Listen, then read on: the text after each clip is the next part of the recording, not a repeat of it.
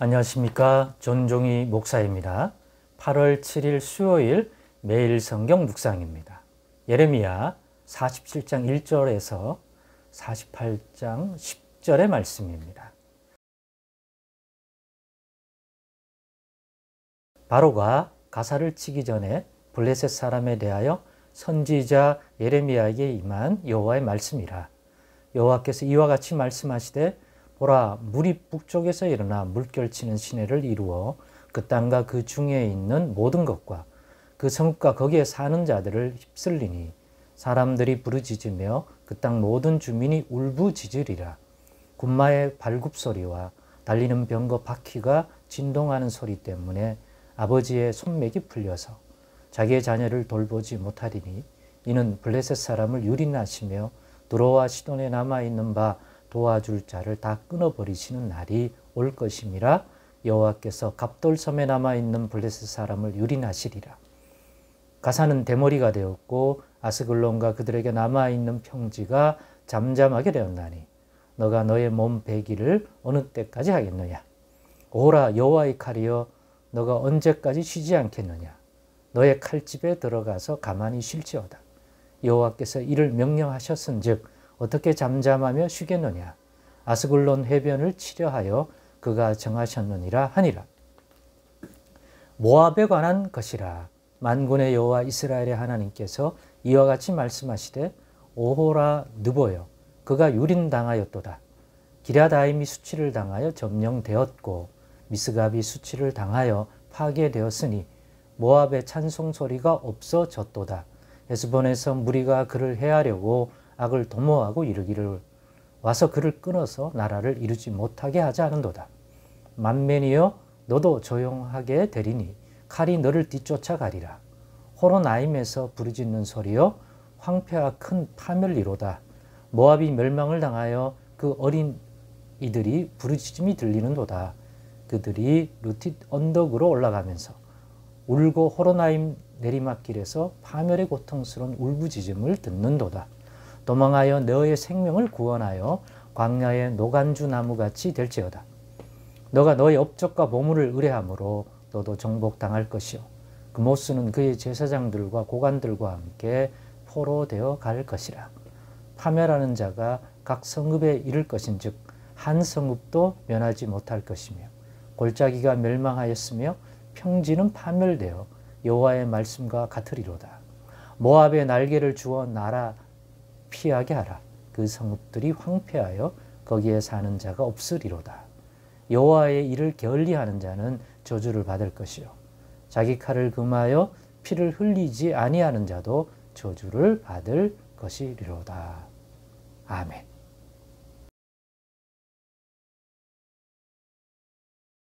네, 오늘은 하나님의 공의로운 심판에 예외는 없다.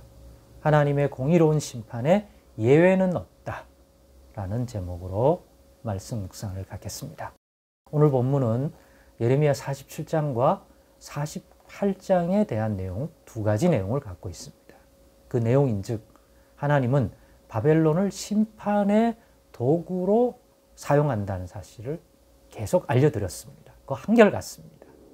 애굽을 심판하는 것도 그 애굽을 피하러 도망간 유다 백성에 대한 심판도 그 시대의 심판에 하나님 쓰시는 도구는 바벨론과 느부갓네살 왕이다.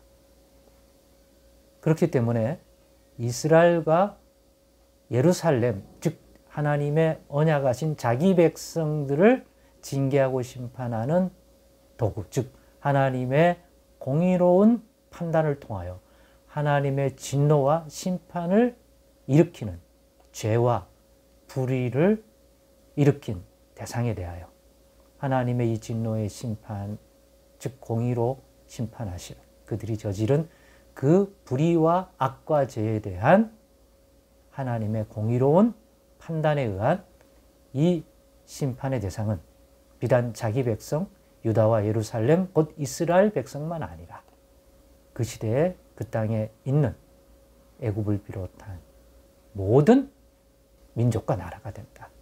그런데 오늘은 47장에는 바로 그 바벨론을 심판의 도구로 해서 북쪽으로부터 내려온 이 바벨론 세력에 의해서 블레셋이 심판받을 것이라는 내용이 47장이고 이어진 48장은 바로 모압 역시 그와 같이 심판받을 것이라는 예언의 말씀이 예레미야를 통해서 누구에게 전달됐을까요?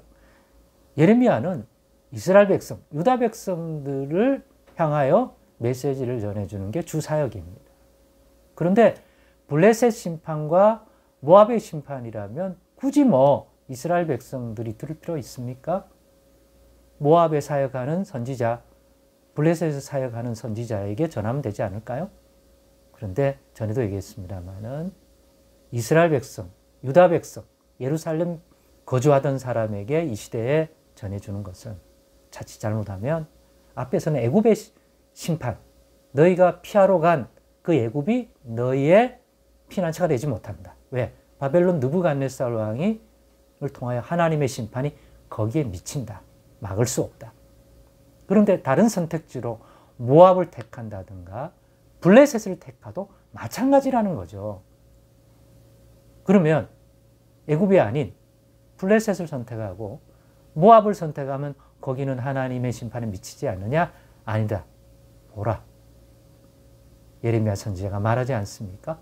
거기도 바벨론을 심판의 도구로 해서 블레셋 사람들, 모압 사람들 심판한다. 근데 왜 심판하느냐? 똑같다. 하나님의 공이다. 기분이 나빠서가 아니다.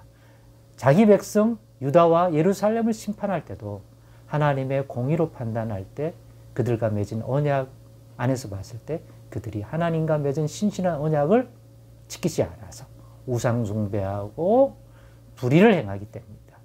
그러면 애굽이나 모압이나 블레셋은 다르냐? 똑같다. 그들 역시 하나님 한 분만이 진정한 하나님인데 그들의 각종 우상 숭배하기는 마찬가지고 그 우상 숭배하면서 그럼 그들이 공의를 행하느냐?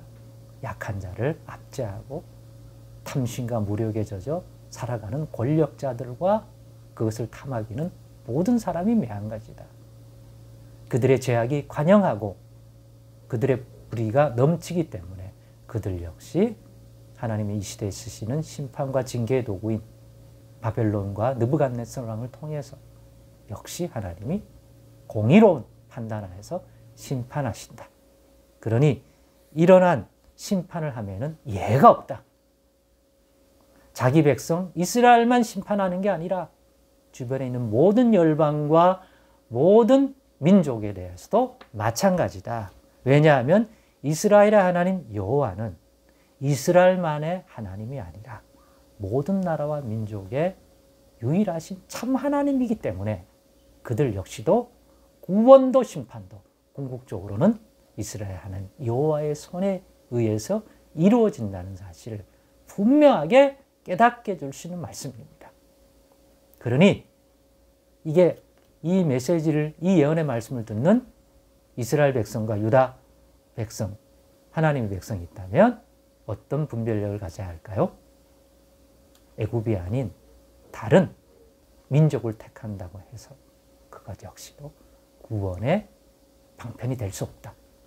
그러면 앞에서 애굽과 관련된 그때 시절은 조금 다를 수 있지만 그때도 하나님이 예레미야를 통하여 주신 그 구원의 말씀이 주어졌는데 그럴 리가 없다면서 부인하면서 하나님이 어찌 여기 남으라고 하겠냐고 막 저항했던 것처럼 그러지 말고 우리가 생각하기에는 애굽이 그나마 최선이다. 그러지 말고 하나님이 주신 말씀 그 뜻을 잘 분배하여 당장에는 아니 보여도 하나님이 약속하신 대로 잠시만 너희 죄악에 대한 하나님의 징계를 달게 받으면 그 바벨론과 느부갓네살 왕을 통해서 주신 달게 받으면 그 과정을 하나님의 뜻이 거기에 있으니까 그 아래에 있으면 때가 차면 회복 구원시켜 주신다. 그것이 유일한 구원이다. 하나님의 이스라엘 백성을 향한 긍휼과 자비와 구원과 회복의 약속은 그 방향으로 있다. 그러니 그 말씀에 순종함이 구원인 거죠. 오늘날도 예수 안에서 하나님이 우리에게 제시하신 하나님의 백성의 치유와 구원과 회복 역시 그리스도 안에서 이미 자기의 뜻을 나타내셨기 때문에 그 뜻을 말씀을 통하여 주신받은 보혜사 성령을 통하여 이 모든 것들을 예수 그리스도 이름으로 구하고 인도받기를 사모하는 믿음을 가지고 나아간다면 예수 안에서 우리를 향한 하나님 뜻 안에 모든 구원과 회복과 또 연단과 소망이 있음을 기억하십시다. 기도하겠습니다. 하나님 감사합니다. 오늘의 교훈도 반드시 놓치지 않고 믿음의 양식으로 가질 수 있도록 인도해 주시옵소서. 예수 그리스도의 이름으로 기도드리옵나이다. 아멘.